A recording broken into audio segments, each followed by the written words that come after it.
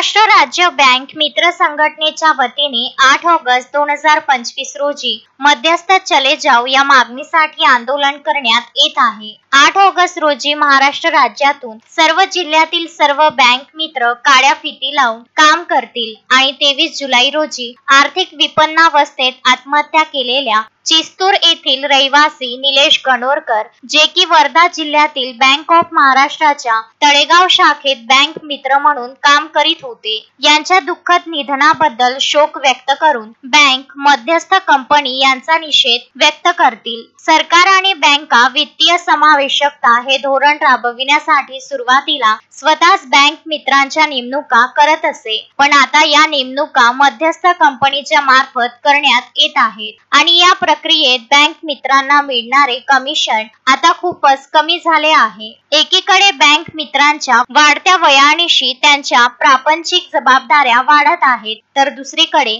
त्यांना मिळणारे कमिशन खूपच कमी झाले आहे। यातून निर्माण झालेल्या आर्थिक विपन्नावस्थेत निलेश गणोरकर यांनी आत्महत्या करून आपल्या आयुष्याची अखेर करून घेतली। या बँक मित्रांना सेवेत सुरक्षितता नाही, निश्चित पगार नाहीत, मेडिकल रजा, पेन्शन कुठलेच नियम लागू नाहीत। यामुळे बँक मित्रात खूप मोठी वैफल्यग्रस्तता आलेली आहे। हे लक्षात घेता महाराष्ट्र राज्य बँक मित्र संघटनेतर्फे 9 ऑगस्ट रोजी मध्यस्थ चले जाव या घोषणेसह आंदोलन करण्यात येत आहे। या दिवशी वर्धा तसेच अमरावती जिल्ह्यातील बँक मित्र बँक ऑफ महाराष्ट्राच्या अमरावती येथील झोनल ऑफिस समोर धरणे धरत आहेत। संघटनेच्या वतीने 8 ऑगस्ट रोजी lead bank officer, state level bankers committee, राज्याचे मुख्यमंत्री, श्रम मंत्री तसेच रिझर्व्ह बँक ऑफ इंडिया यांना निवेदन देण्यात येणार आहे, ज्यात मृत निलेश गणोरकर यांच्या कुटुंबियांना